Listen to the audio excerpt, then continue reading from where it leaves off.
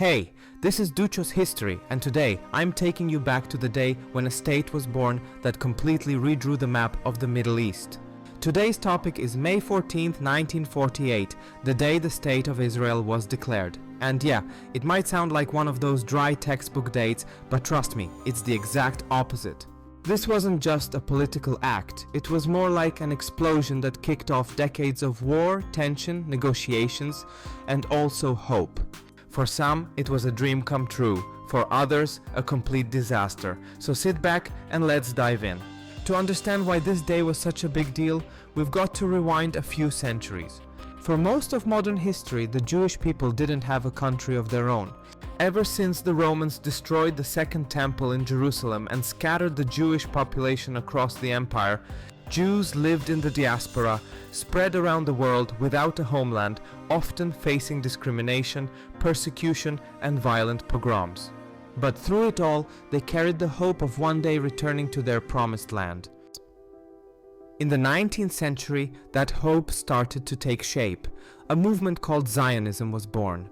Its core idea was simple: the Jewish people deserve their own state. And where else, if not in Palestine, the land of their ancestors? Sounds romantic, right? But the reality at the time was way more complicated. Since World War I, Palestine had been under British control as a so-called Mandate territory. And the Brits were kind of lost in it. On one hand, they'd promised the Arabs they'd support their independence. On the other hand, they backed the idea of a Jewish national home in Palestine. When those two promises clashed, trouble was inevitable. In the 1920s and 1930s, tens of thousands of Jewish settlers, mostly from Europe, began arriving in Palestine. For them, it was a shot at a new life, but for the local Arab population, it became a growing problem. Tensions rose, protests broke out, violence escalated, and the British, instead of stepping in, they slowly backed off and turned a blind eye. The situation kept getting worse, and then came World War II. With it came one of the greatest tragedies in modern history, the Holocaust. Around 6 million Jews were murdered in Nazi concentration camps. After the war, it was clearer than ever: the Jewish people needed a safe haven. The pressure to establish their own state kept rising, and support grew, especially in the U.S. The British, meanwhile, had had enough of Palestine. They announced they were pulling out and handing the issue over to the United Nations. In 1947, the UN proposed a plan, split Palestine into two parts, one Jewish, one Arab. Jerusalem would be an international city under UN control. The Jews accepted the plan. The Arabs rejected it, and with that, open civil war broke out. Militias on both sides clashed in the streets, violence erupted, and British soldiers just stood by, watching. The situation spiraled fast. As the date of May 15th, 1948 approached, the day the British would officially leave Palestine, Arab states openly warned that if a Jewish state were declared, they'd send in their armies to wipe it out. In this tense atmosphere, on the afternoon of May 14, 1948, the Jewish leadership gathered in Tel Aviv. It was Friday, 4:00 p.m. sharp.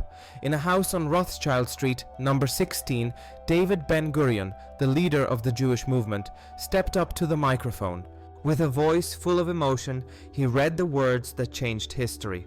"We hereby declare the establishment of a Jewish state in the land of Israel, the state of Israel." At that very moment, cheers and tears filled the streets outside. The Jewish people finally had their own state, a state they had dreamed of for 2,000 years, a state they had literally fought for. But the celebration didn't last long. The very next day, May 15th, the first Arab-Israeli war broke out. The armies of Egypt, Jordan, Syria, Lebanon, and Iraq invaded the new state of Israel. Everyone expected it to collapse within days. After all, what kind of state was it? Barely armed, no real army, barely any infrastructure. But then something unexpected happened.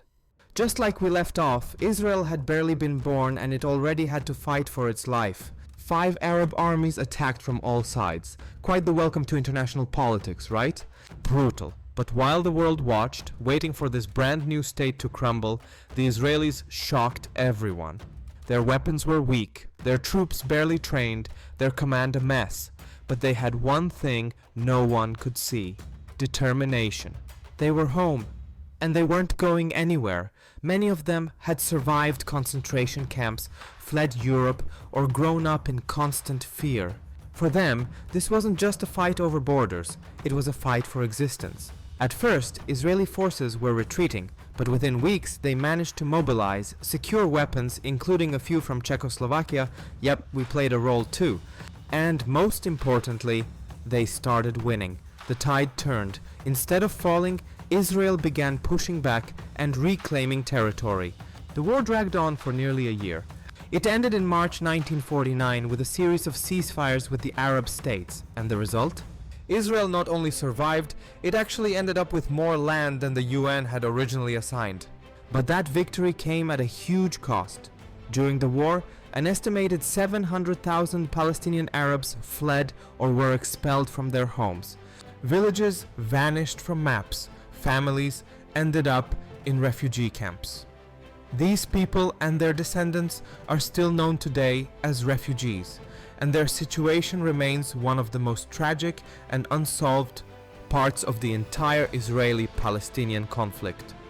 While the Jewish people celebrated the founding of a state as the fulfillment of an ancient dream, Palestinians called it Nakba, the catastrophe. And that's where the deep, tangled story begins, of two peoples wanting the same land and still unable to find peace. The newborn state of Israel began to take shape fast. The flood of immigrants was massive. In just a few years, the population doubled. Survivors of the Holocaust arrived, but also Jews from Arab countries like Iraq and Egypt who were facing persecution. The state had to deal not just with security, but also with housing, economy, infrastructure, everything at once. And imagine doing all that while knowing your neighbors still want you gone. That was the reality Israel was born into. An era began, one now marked by constant tension. More wars followed in 1956, 1967, 1973. Each conflict shifted borders, changed the balance of power, but one core issue remained. Palestinians wanted their own state, and Israel feared that giving them one might mean its end. It became a deadlock. To sum it all up, May 14, 1948 was a turning point for the world. A new state was born, and just hours later it had to fight for survival. A state born from the dream of safety, yet one that launched one of the most complex and tragic conflicts of modern history. No matter which side you look at it from, one thing's for sure: this wasn't just another country on the map. It was a geopolitical earthquake that still shakes the world today. From diplomacy to intifadas to the current battle over Jerusalem, it all traces back to that May Day in 1948. So, if anyone ever asks you what happened on May 14th, you can say, the State of Israel was born. But feel free to add, and so was one of the most intense and complicated stories of the last 100 years. Thanks for watching all the way through. If you liked the video, drop a like, hit that subscribe button, and feel free to share it. It really helps others who care about history too. Let me know in the comments what you'd like to see next, and if you enjoyed this one. Take care, and I'll catch you in the next video.